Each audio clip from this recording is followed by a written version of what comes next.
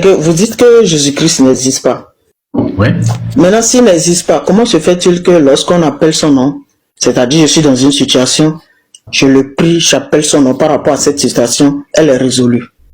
Comment ça peut s'expliquer? Tu sais que c'est pas Jésus qui résout ces problèmes. Je te mets au défi d'aller t'enfermer dans ta chambre, d'appeler Jésus pour qu'il résolve un problème. Toi, ne fais strictement rien et laisse-le résoudre le problème tout seul. Est-ce que ça va marcher? La prochaine fois que tu as un examen, reste dans ta maison. Oui. Demande à Jésus de faire un miracle pour que tu réussisses. Ne sois pas pour aller, n'étudie pas. Va dans l'examen comme ça sans avoir étudié. Va passer l'examen. On va voir si Jésus va travailler. Non, il faut que j'apprenne. Donc, ce qui veut dire que maintenant, je te pose une question. Oui. Prenons deux cas. Quelqu'un qui a passé tout son temps à apprendre à étudier très bien ses leçons. Oui.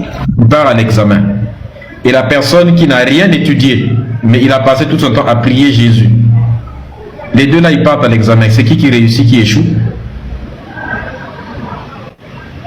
Bon, là, ça dépend.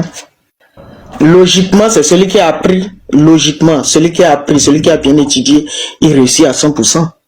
Donc, comme la nature elle-même, elle est logique et que tout ce qu'il y a autour de nous obéit à une certaine logique, donc on va prendre la logique. Donc, c'est comme ça. On ne peut pas étudier. Donc, en réalité, ce que maintenant les gens font, c'est quoi? C'est que celui qui étudie, en même temps qu'il étudie, il prie. Après, quand il va faire l'examen, quand il va réussir, au lieu d'attribuer cette réussite aux fois où il blanchissait ses nuits pour étudier, lui, il va donner ça à la prière. En fait, tout ce que tu as réussi dans ta vie, ce n'est nullement à cause de la prière, c'est à cause du travail, c'est à cause des fois où tu as eu le courage de faire des choses. Si tu n'avais rien fait, tu n'aurais rien fait. Et si tu as eu quelque chose sans avoir rien fait, on appelle ça la chance ou une coïncidence. Les athées ont la chance. Les kémites ont la chance.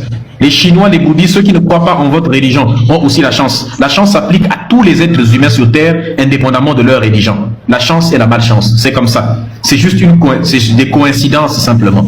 Ça n'a rien à voir. Sauf que quand tu as une bonne coïncidence sur toi, tu appelles ça Dieu. Et quand tu as une mauvaise coïncidence, tu appelles ça le diable. Ce ne sont que des coïncidences. Tu peux te trouver au bon endroit et au bon moment, comme tu peux te trouver au mauvais endroit et au mauvais moment. Ça n'a rien à voir avec ton Dieu ni ta religion. C'est simplement comme ça. La nature est faite ainsi. Il n'y a pas de Dieu. Jésus n'intervient pas. Tu peux me citer une chose que Dieu a déjà fait dans ta vie? Ou Jésus?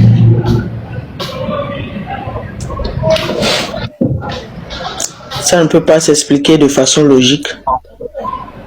Si ça ne peut pas s'expliquer de façon logique, c'est que ce n'est pas vrai.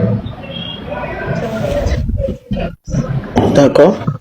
Maintenant, la vérité, c'est quoi? Oui. Tout ce qui est vrai, c'est quelque chose. La vérité, c'est l'adéquation entre un propos et la réalité.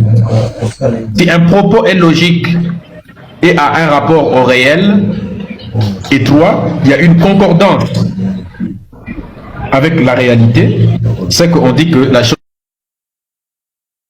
est vraie. Et la réalité